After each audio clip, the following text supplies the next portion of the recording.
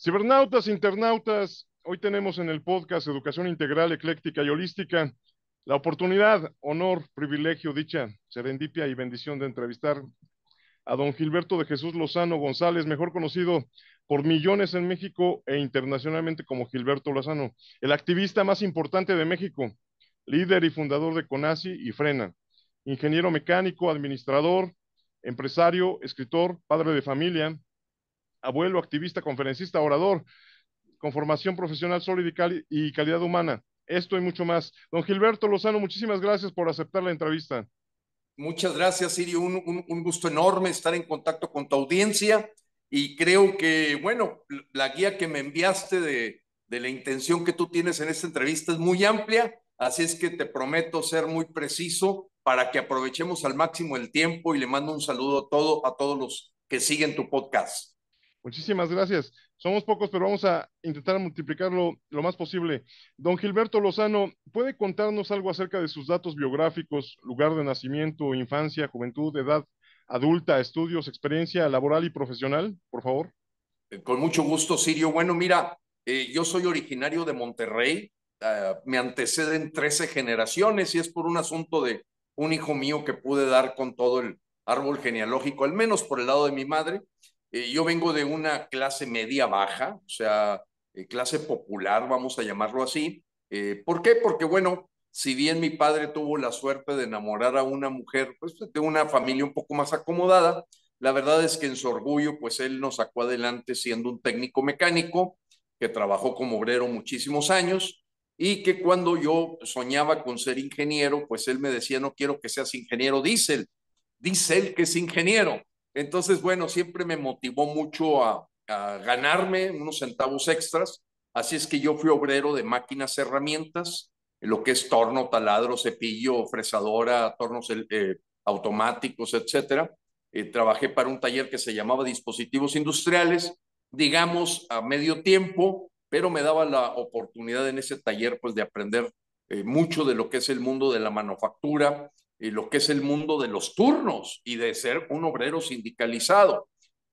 Claro, también sufrí un accidente de trabajo, 14 puntadas aquí estaba yo taladrando un vástago en un taladro de piso, empieza a girar la pieza, intuitivamente lo quise agarrar y me ganchó. Pero bueno, eso fue parte un poco de la historia de ir sacando mi carrera profesional, siempre llenando los veranos con actividades de trabajo, desde venta de libros Time Life, Biblias de puerta por puerta, vender hasta ácido muriático. Y bueno, fui una persona becada, de hecho ya tenía yo 3 hijos cuando terminé de pagar una parte de mi beca préstamo en el TEC de Monterrey. Yo soy egresado del TEC de Monterrey, ingeniero mecánico administrador. Y bueno, Dios sabe a veces tratarnos muy favorablemente y yo terminé con 97 de promedio mi carrera. No pude comprar libros, la verdad, pero bueno, tenía ahí un poco el don de tener algo de buena memoria y me gustaban todas las cosas de tipo analítico. Eso se me facilitaba mucho. Me graduó y ya desde unas prácticas profesionales, a la hora que utilicé un método de programación lineal vía computadora, la IBM 360, que era en aquellas épocas, pues me gané un puesto de analista de ingeniero industrial. Entonces trabajé durante 16 años en la industria siderúrgica, directamente en lo que es la parte de hornos eléctricos, laminación en caliente, y después me incorporé a la parte recursos humanos. ¿Por qué? Se dieron cuenta mis jefes que tenía mucha facilidad de tratar con el personal sindicalizado y bueno, pues terminé yo siendo un poco el representante de la empresa en la negociación de contratos colectivos, la parte de compensaciones, sueldos, salarios, desarrollo humano, y ya eso me llevó a una vertiente por el lado humano, vamos a llamarlo así, porque yo verdaderamente considero que podrás comprar equipos, sistemas, tecnología, pero la parte humana es clave. Los últimos 3 años en la industria cirúrgica trabajé en una empresa internacional que era la única patente mexicana que se vende en el extranjero. Es un proceso para extraer el oxígeno del mineral de hierro, convertirlo en fierro esponja, que es una materia prima muy importante en los hornos eléctricos que te genera buena calidad y control de la fabricación del acero. Eso me hizo pues vivir en 35 países, Irak, Irán, Malasia, India, Indonesia, Egipto, trabajando con empresas alemanas, japonesas e inglesas. Mangia HH Ferrostal, que es alemana, David Rabo inglesa y Kawasaki japonesa, que eran las que hacían las instalaciones, pero la tecnología era mexicana. Orgullosamente era mexicana y también manejaba el área de patentes, el adiestramiento internacional de los iraquíes, iraníes que nos compraban esa tecnología. Son plantas que se parecen a una refinería y pues tienen muchísima intensidad de capital porque son inversiones grandes. Pero eso genera, pues lógicamente, una materia prima muy adecuada para la cuestión de la fabricación de acero en horno eléctrico, que era pues en aquel momento una forma en baja escala de producir acero. De ahí me fui al mundo de las bebidas, me invitan como director de recursos humanos de la cervecería Cuauhtémoc Moctezuma, una empresa de aproximadamente 25,000 trabajadores, manejando todos los aspectos que vienen desde 1890 con una filosofía clave, Sirio, y a toda la audiencia se lo digo que es pionera. Si crece el hombre, crece la empresa. Esa era la herencia más importante de los visionarios que alrededor de la fabricación de una cerveza crearon todo un grupos industriales. ¿Por qué no más fabricar la cerveza? ¿Por qué no la botella? ¿Por qué no la etiqueta? ¿Por qué no el empaque, el cartón? ¿Por qué no la corcholata? ¿Por qué no la lámina? En fin, ahí se desarrolló Monterrey tremendamente y con esta filosofía que era de generación de riqueza con responsabilidad social. Cuando Pancho Villa intenta venir a asesinar a lo que él le llamaba el explotador en 1913, hay una anécdota tremenda, muy impactante aquí en nuestro terruño, que es el hecho de que los trabajadores defendieron a don Isaac Garza, que era el principal dueño de la empresa, papá de don Eugenio Garza Sada, que de ese sí después fue asesinado en la época de Luis Echeverría. Y los trabajadores le dicen al general Villa, que había, por cierto, hospedado a su caballo y a él mismo en uno de los hoteles de más, digamos, de los más del jet set aquí de la parte donde llegaban los presidentes, y los trabajadores le dicen, general, no puede usted asesinar a don Isaac, todos tenemos casa. ¿Cómo que todos tienen casa? Sí, todos nos dan casa. Esto nace 65 años antes de que naciera el Infonavit. Oye, es que todos tenemos servicio médico. Esto nace 35 años antes de que naciera el Seguro Social. Es que todos tenemos una caja de ahorros y nos dan reparto de utilidades. Muy lejano a que después existiera una legislación sobre la participación de los trabajadores en las utilidades. Ahí te das cuenta de la filosofía transformada en hechos. Crece el hombre, crece la empresa. Hoy, pues ese es el bastión de lo que es el grupo FEMSA, que tiene más de 250,000 empleados, donde yo termino siendo director corporativo de planeación de negocios y de recursos humanos de ese grupo, que lo forma lo que es la cadena comercial OXXO, la división Coca-Cola FEMSA. Por cierto, las embotelladoras más grandes del mundo de Coca-Cola son manejadas por mexicanos, por el grupo FEMSA. La cervecería Cuauhtémoc Moctezuma, la división Empaques, un emporio verdaderamente globalizado, porque estábamos en muchísimos países, y termino, bueno, pues mi carrera, vamos a llamarlo así, corporativa en el año 2000, básicamente participando, además de mi trabajo como director de recursos humanos y planeación, en la parte de consejos de administración. Y pues yo participaba en la Coparmex, en el Consejo Coordinador Empresarial, etcétera, etcétera. Después tuve una aventura gubernamental, pues a mi modo de ver, muy pequeña, porque fueron exclusivamente 4 meses. Yo no voté por Vicente Fox, pero a Nuevo León se acercaron, pues el propio Vicente Fox, a tratar de buscar gente para Nuevo León y le pidió ayuda a quien era el principal accionista de la empresa en la que yo estaba, don Eugenio Garza Lagüera, hijo de don Eugenio Garza Sada, que habían asesinado en el año 1973, específicamente el 17 de septiembre, época del gobierno Echeverría. Por cierto, Echeverría fue corrido, despedido de ahí del sepelio. Yo lo viví porque yo era, aunque estaba yo en tercer semestre de mi carrera, pues participaba en la sociedad de alumnos y fui invitado como estudiante a ser parte del memorial a don Eugenio. Pero vamos al hijo de él. El hijo de él se acerca a Vicente Fox siendo presidente electo, le pide que investigue algunos neoleoneses, me toca hacer esa tarea y termina invitándome Vicente Fox a conocer a Santiago Krill, perdón. Bueno, acepto ser oficial mayor de gobernación, digamos que fue una pequeña aventura de 4 meses. Renuncié irrevocablemente, no me gustó el proceso realmente que se suponía que era el compromiso del gobierno que había llegado al poder después de 70 años del PRI. Pues me pareció pues, lo mismo, más de lo mismo. Negociaban entre ellos, el secretario de Hacienda venía del PRI, el subsecretario de Egresos venía del PRI, el presidente del Tribunal de Conciliación y Arbitraje venía del PRI, o sea, hicieron una mezcolanza como esta que tienen ahorita intentando llegar a la presidencia, que la verdad lo único que asegura es que mantienes el status quo. De ahí, bueno, pues me ofrecen regresar a la compañía en la que yo estaba. Yo decidí tomarme un año sabático e iniciar. Entonces soy un empresario que tiene negocios en bienes raíces, tiene un negocio financiero y tengo un negocio de escuela de artes, todo lo que es música, danza, teatro, sobre todo para niños que tengan la posibilidad de formarse integralmente. Soy padre de 4 hijos, con muchísimos años de matrimonio y ya con 10 nietos. Ese es Gilberto Lozano y que siempre he sentido que tengo que devolverle a México lo bien que yo a mí así he sido privilegiado, no me puedo negar, o sea, digamos que sí soñé con quien era, con quien tenía que llegar a ser, pero pues vengo como católico guadalupano desde Amero abajo. No lo digo así en plan arrogante como de repente lo dice Lady Gelatinas o Xochitl Gálvez, que lo trata de usar como digamos, un proceso de venta. Yo soy un alma libre, sí, yo soy pro vida, soy pro familia, soy guadalupano. En esta casa en la que vivo, antes de que se empezaron a instalar los cimientos, lo primero que estaba era una pequeña cascada y la Virgen de Guadalupe que tú tienes a tu espalda. Una escultura, digo, hecha en material, si tú quieres, tosco, pero pues antes de que empezara la construcción, como muy guadalupanos, que es mi familia, fue lo primero que instalé aquí en el jardín. Y bueno, hasta un pequeño accidente ocurrió a la hora que estábamos subiendo, pues una escultura como de 1,80 m, casi de tamaño normal.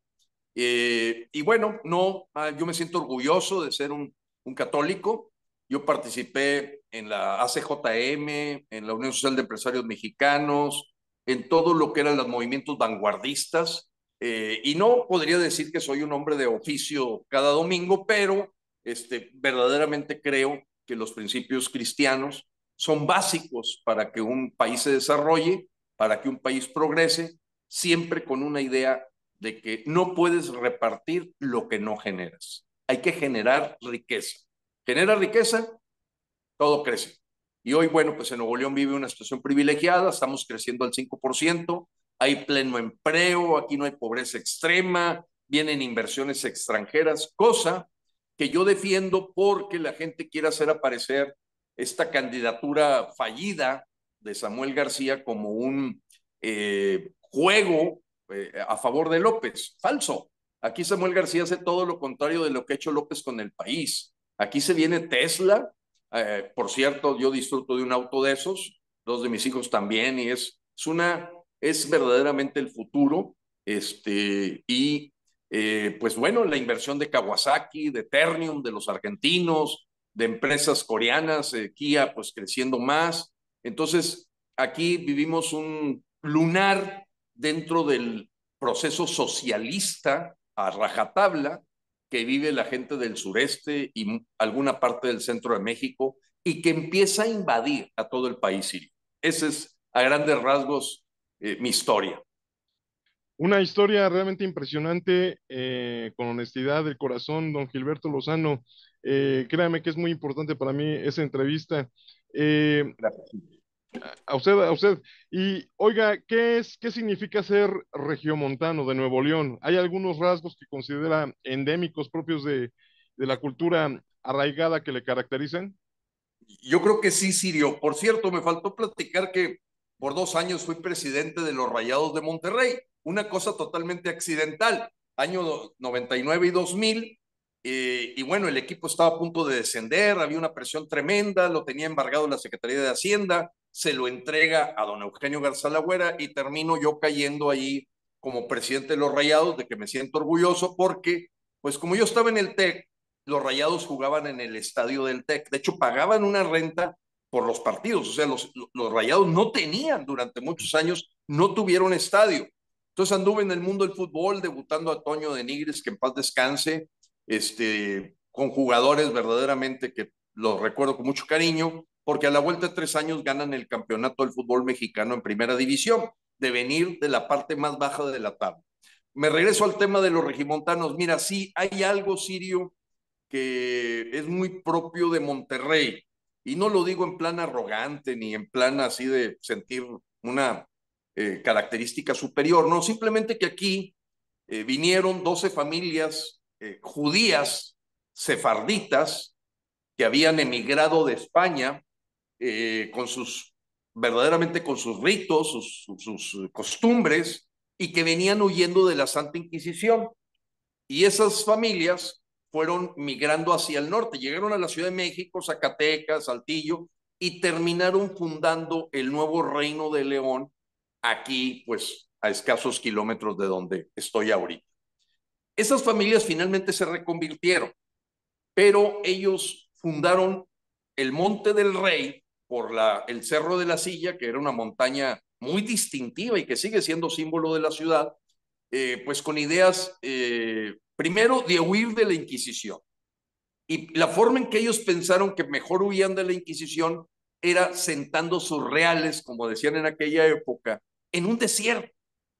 Y al sentar en un desierto donde no había vegetación, lo que había es un pequeño ojo de agua, pues la realidad es que es gente de mucho trabajo y de mucho ahorro.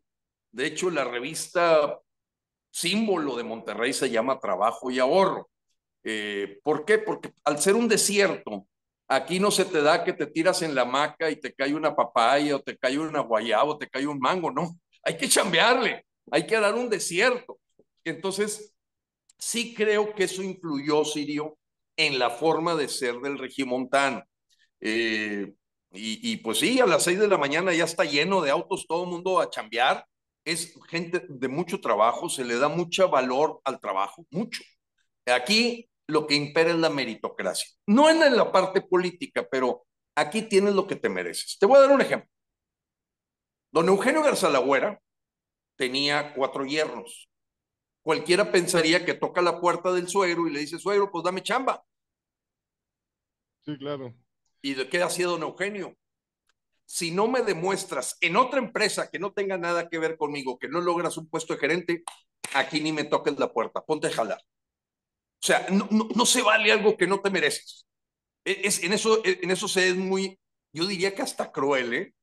¿Por qué? Porque pues es cierto, o sea, se paga muy bien el talento, se paga muy bien el mérito, el esfuerzo, el compromiso, y verdaderamente se le hace mucho el feo a la gente que vive de parásita. O sea, aquí el parásito no es bien visto, la gente que no hace nada no es bien vista, o sea, los haces a un lado, o sea, la persona que te das cuenta que vive de sus rentas y que no genera riqueza, que no genera empleos, es mal vista. O sea, ahí te puedes topar en TikTok algunos ejemplos de juniors de tercera generación que son que verdaderamente gente que ya nada más se la pasa en el libre vivir aventurero y no producen absolutamente nada. Pues esa gente no tiene amigos aquí, no tiene con quién compartir, porque aquí lo que compartes es eso, es qué estás produciendo, qué estás haciendo. La primera pregunta que se dice, ¿en qué trabajas? Esa es la primera pregunta, Sirio, que aquí te hacen. Aquí no dicen en qué partido estás, no, ¿en qué trabajas? ¿Qué produces? Es una forma de ser. Y sí somos muy directos. Creo que un poco también los climas así medios extremos te hace que no quieras perder tiempo. O sea, al pan pan y al vino vino, es una frase muy de aquí, al pan pan y al vino vino. Y entonces, sí, para alguna gente que nos escucha en el centro y en el sur del país, hasta parece que estamos enojados. O sea, dicen, oye, se me hace que estás enojado. No, así somos. O sea, muchos de nosotros así somos. Sobre todo los que venimos de historia ya, de que todavía se conservan, fíjate, cosas como el tener una higuera, que es muy propia de esos costumbres judías. El cabrito al pastor, los primeros que vendieron cabrito al pastor aquí eran unos primos mayores de mi madre. Fue el primer restaurante que se abrió de cabrito al pastor al público. porque la matanza del cabrito y hacerlo al pastor era muy hacerlo en tu casa, era para la comida tuya, eran costumbres, como la tortilla de harina. Pero ya cuando se vendió al público, nace un restaurante que se llamaba El Principal, en la avenida, digamos, popular de Monterrey, que era la Avenida Madero, y fueron unos, te estoy hablando hace como 60 años, ¿no? Y bueno, pues aquí que los dulces Roge, los dulces El Sello, en fin, las famosas glorias, etcétera. Y se sigue conservando. Yo te voy a decir algo, Sirio. Yo vivo aquí a escasos 10 minutos de un pueblo mágico que se llama Santiago, donde increíblemente llegó un batallón francés allá cuando las guerras allá de Reforma y que contra Benito Juárez y todo eso, y se quedaron a vivir aquí. Entonces, oye, hay ahí como un grupo de gentes que te venden elotes desgranados y que te venden piloncillo y que está la molienda ahí aplastando la caña. Y dices, oye, estos güeros de ojos azules, ¿de dónde son? No, pues son, tuvieron, aquí hubo un batallón francés que no se quisieron ir, no, aquí se quedaron. Por cierto, a Nuevo León nunca lo pisó Benito Juárez, aquí no lo dejaron entrar. El gobernador era un señor que se llamaba Santiago Vidaurri, que claro, lo quisieron desaparecer como un héroe, para nosotros sí es un héroe regional, porque no aceptaba un tipo que se religiera hasta que se murió. O sea, Benito Juárez tiene en su historia temas muy, muy sucios, ¿eh? O sea, yo para mí no es un padre, vaya, un hombre al que se le debería de rendir homenaje. Yo tengo un reconocimiento muy especial, es personal, por José María Morelos y Pavón. Por él sí, ni siquiera por el padre Hidalgo, fíjate. Padre Hidalgo dijo, viva Fernando VII, el primer mexicano libertador de las Américas que dijo, el poder dimana del pueblo, se origina para el servicio del pueblo, fue José María Morelos y Pavón, en Los Sentimientos de la Nación, 1813, en Chilpancingo, Guerrero. Para mí, ese es un hombre que dijo las cosas antes que el mismo Simón Bolívar, Siri. Entonces, yo tengo un reconocimiento especial por el padre José María Morelos y Pavón. Era de un pensamiento muy visionario. Claro, él tenía también pues, algunos detalles propios de la época. Él decía que la única religión que se podía hacer en México era la católica. Está también en Los Sentimientos de la Nación, pero lo que quería era unificar alrededor de que éramos una nación que tenía historia, que tenía una visión de independencia y que tenía verdaderamente rasgos que nos podían hacer y tener nuestra propia patria, de lo que habían sido las tribus que llegaron acá los españoles y empezaron a ponerles una lengua, una religión, a convertirnos en una nación, pues dejar de depender de España fue un grito muy importante que para mí, el que verdaderamente lo dio, no fue Miguel Hidalgo, fue José María Morelos y Pavón, porque Miguel Hidalgo en el fondo, él lo que estaba buscando era que los criollos, es decir, los hijos de españoles que habían nacido en México, tuvieran los mismos privilegios que los españoles peninsulares, o sea, los que habían nacido en España. Entonces, realmente el que hace un parteaguas y hace una acción disruptiva, a mi modo de ver, muy importante en la historia de México, es José María Morelos y Pavón. Pero volviendo al tema regimontano, bueno, pues regimontano significa eso, una montaña de reyes, y es el Cerro de la Silla. Decimos aquí entre los regimontanos, yo por ejemplo cuento mucho esa historia, les dije, mira, les voy a decir cómo somos los regimontanos. Un abuelo mío perdió un peso en un cerro y le rascó al cerro hasta que encontró el peso que se le había perdido. Y por eso el Cerro de la Silla tiene esa forma. Le rascó tanto hasta que encontró el peso. O sea, tenemos muchos chistes de los regimontanos. Fíjate que en general en los teletones y ayuda a la Cruz Roja hay generosidad, pero no nos gusta dar el dinero así nomás porque sí. O sea, a mí me avientas un trapo en el parabrisas y le dije, oye, ¿sabes qué? Yo te pago el día de hoy, vente a barrer la calle de mi casa y te ganas más. No, no, no, es que me voy a ganar más aquí. O sea, no nos gusta mucho eso de la mano estirada y esperando que papá gobierno te dé. Y yo te voy a decir, me atrevo a decirlo y creo que algunos estados tienen esa situación. Si Nuevo León estuviera solo, solo, completamente solo, a lo mejor también Chihuahua, no sé qué otros estados, ya seríamos Japón. cargamos con la monserga de muchos años de estar entregando un peso a la federación y que nada más nos devuelvan 17 centavos. Ya seríamos Japón, o sea, Nuevo León ya sería Japón. Ha tenido que cargar con el lastre de subsidiar, no lo digo en plan, parece anticristiano, pero es el subsidio, a mi modo de ver, debe ser de corto plazo. Y de inmediato es, gánatelo, hermano, gánatelo. Te enseño a pescar, no te voy a estar dando el pescado siempre. Esa frase que, por cierto, López Obrador a cada rato le atiza que es un pensamiento conservador, aspiracionista, neoliberal, pues lo que pasa es que él viene de una vida totalmente parasitaria, él nunca ha producido nada, ni sus hijos son los tribagos, o sea, espérate, esa gente vive de los demás, no producen absolutamente nada. Entonces aquí esa gente no entra, ¿eh? Aquí en Nuevo León, Morena nunca va a ganar ni siquiera una diputación local como ocurrió. Aquí los de Morena no ganaron ni siquiera una diputación local, ni siquiera eso, ¿eh? Y si hubo ahí una alcaldía que agarró Morena, es porque se la dejó el que era el presidente del PRI, que se terminó pasando a Morena para, según él, irse a un barco que no se está hundiendo como el del PRI o el del PAN. Porque sí, claro que hay muchos saltamontes aquí, y por eso dices, oye, pues, Tatiana Cloutier nació en Sinaloa, ¿qué anda haciendo aquí en Monterrey? Ella no representa al regimontano, como tampoco Alfonso Romo, que es de Coahuila, o sea, hay gente que no va con la forma de ser del regimontano. El regimontano es trabajo, no me estorbes, compadre, hazte un lado, si no ayudas, no estorbes.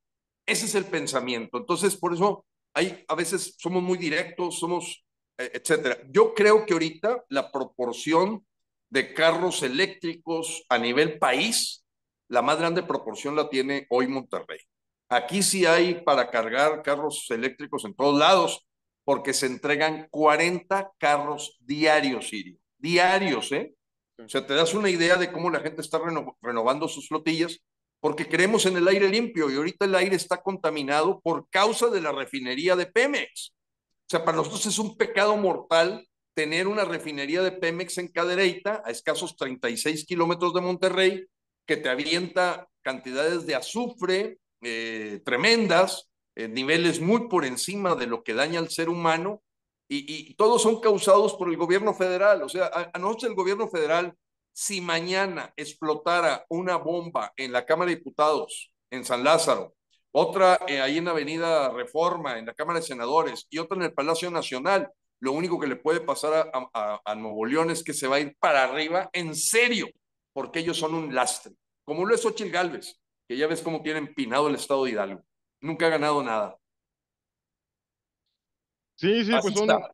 son muchos rasgos y definitivamente todo lo que lo comentó de los criptojudíos y la historia de Nuevo León es muy importante. Está Fray Servando y bueno, tanta gente que ha aportado a la política y a la nación. Y la imagen de la Virgen de Guadalupe la puse porque sé que usted es guadalupano, que es católico. También mis papás son profundamente, y claro, en lo personal, por supuesto. Y oiga, don Gilberto, Hay una cosa importante, ajá, Sirio, si me permites. adelante, adelante. Fíjate que somos guadalupanos, somos católicos, pero se tiene un respeto total. Yo tengo grandes amigos judíos, tenemos grandes amigos evangelistas o protestantes o metodistas. O sea, fíjate que hay un respeto a la libertad que yo creo que esa es la característica. No es, sí, sí, la mayor proporción somos católicos. O sea, así como decimos, oye, todos nacimos en la maternidad Conchita y todos nacimos en la iglesia católica. Pero hay un respeto a la libertad de fe, hay un respeto raza y credo muy fuerte. Entonces aquí tú ves conviviendo tranquilamente. Fíjate, a mí en el año, aproximadamente en el año 2005, organicé un congreso, se llamó Primer Congreso Internacional CER. Era por cierto, pedí permiso al Vaticano, porque aquí en los cardenales nos ayudaron, porque traíamos al líder de las mezquitas musulmanas de Nueva York, al líder de las sinagogas en Inglaterra, pero al mismo tiempo Ansel Grum, que es un sacerdote franciscano que vive en una ermita, y a Jorge Luis González, o Luis Jorge González, que era un sacerdote carmelita. Vino el Rinpoche Geshe Lakdor, que por cierto había nacido el mismo día que yo, es el que le traduce todos sus libros al Dalai Lama, y llenamos la Arena Monterrey con más de 10,000 personas para escuchar la relación que hay entre ciencia, salud y la oración, la espiritualidad. Entonces respetamos las espiritualidades. A lo mejor los que menos son respetados aquí son los que no tienen ni siquiera una espiritualidad. Los que, como dicen, son ateos gracias a Dios y dicen que vienen del chango. Pues sí, vaya, nunca les refutamos que vienen del chango. Parece que sí, que son un eslabón perdido ahí en la evolución humana, y por ello no pueden creer que haya un ser superior que haya creado todo esto. O sea, ¿de dónde viene? O sea, un Big Bang. No, o sea, entonces reunimos a todas las religiones, como trajimos al doctor Herbert Benson, que fue el primero que descubrió la teoría de la relajación. Trajimos también los estudios se llamaba Non-Study, que es un estudio de los cerebros de miles de monjas, y se encontró que todos los que tienen un proceso de oración, de alabanza, de rezo, son menos proclives a enfermedades de tipo Alzheimer, o sea, y en general de salud. O sea, allá mente sana, cuerpo sano, no, alma sana en mente sana y cuerpo sano. O sea, el alma sana, y fue un impacto tremendo. Y lo que te quiero decir es que me acuerdo del imán, se apellidaba Maful, Maful, era de Nueva York, y me dijo: oiga, señor Lozano, muchas gracias por la invitación. Nunca me podía haber imaginado que pudieras reunir a todas las religiones. Porque vino uno de los apóstoles de la iglesia mormona desde Salt Lake, Utah. Estoy hablando de 2005, ¿eh? Y junto con un grupo de compañeros armamos todo eso, y me dijo algo muy importante. Dijo: oye, yo no podría creer que en algún lugar de la tierra puedan juntarse todas las religiones y no haya una sola protesta afuera. Nada, Sirio, nada. Estábamos conviviendo todos, muy bien. Te digo, venía la parte budista que no, el Dalai Lama no pudo venir, pero mandó al tipo que le traduce todos sus libros, un erudito, el Rinpoche Geshe Lakdo. Y así te podría platicar una experiencia de 3 días. Yo conduje el evento, yo estoy muy conectado en ese tema. Yo le digo a la gente: mira, haz de cuenta que tú tienes un cable, que la vida cotidiana trata de que ese cable lo desconectes de la fuente ilimitada de la energía, Dios. Hay que estar siempre conectándose, porque si te conectas a eso, te conectas a un nivel de energía que te permite ser claro en tu propósito de vida. Y ahí estamos, Siri. Claro que sí, don Gilberto Lozano. Me parece súper importante este aspecto del ecumenismo, de lo que veces vemos de Gilberto Lozano, el haber reunido a gente de todas las religiones, diferentes formas de pensar, e incluso he visto sus entrevistas con gente que es de izquierda y todo eso, y platica perfectamente bien. Entonces, le agradezco mucho su respuesta, me parece muy, muy importante lo que acaba de Oye, comentar. Sirio, déjame Ajá, decirte sí, que, si me permites, sí, porque adelante, bueno, adelante. pues la audiencia que vaya a escuchar el podcast, estoy seguro que pues va, claro, lo hacemos todos estamos en un continuo aprendizaje. Fíjate que yo usaba la palabra ecumenismo, también cuando es ese proceso de juntar religiones. Y la gente del Vaticano, porque vino el cardenal Norberto Rivera, que por cierto fue el peor discurso el de él, hubo mucho mejores. Me acuerdo de Niles Monroe, un tipo de la Iglesia Bautista de las Bahamas, que fue el que más aplausos arrancó a la gente, un tipo impresionante, la verdad, Miles Monroe. Pero voy al tema. A mí me hicieron aprender que el ecumenismo es la unión de las religiones en el paraguas cristiano, y que el mismo Juan Pablo II, cuando ya te juntas con budistas, judíos, que no son cristianos, se llama interreligioso. Ah, muy Es bien. interreligioso. O sea, el ecumenismo es para los que somos cristianos, O sea, yo platico con un bautista, un evangelista, un luterano, un metodista, estás en un proceso ecuménico. O sea, es todo lo que está en el paraguas de la doctrina de Cristo. Pero ya cuando te sales a alguien que tiene una adoración por Buda o por Alá o Mahoma, ahí se habla de interreligiosidad. Y tuvimos mucha suerte porque fíjate que Juan Pablo II, que había estado en Monterrey, cuando se entera de eso, porque él dio su bendición, él había generado un ambiente de diálogo entre las religiones. O sea, él fue a platicar con el Bartolomé, que era el de los ortodoxos, y tuvo también reuniones con los imanes, buscando pues aquellas partes en donde estamos unidos en aceptar que hay un ser supremo que es el destino final que tenemos todos. Muy bien, don Gilberto Lozano. Le agradezco mucho su respuesta, su sabiduría, y no sé si me permite hacer una primera pausa a esta primera parte de la entrevista. Claro que ¿Sí? sí, Sirio, con gusto, Ya claro que sí. regresamos. ¿De Ahorita nos cuánto tiempo comunicamos. más o menos, Sirio? No, serían como 2 minutos, le envío el link de nuevo. Perfecto, muy bien. ¿Sí? Gracias, gracias. Nos vemos ahorita. Gracias. Muy bien, ahora. Te espero, Sirio, entro Sí, de sí, nuevo. sí, sí, claro.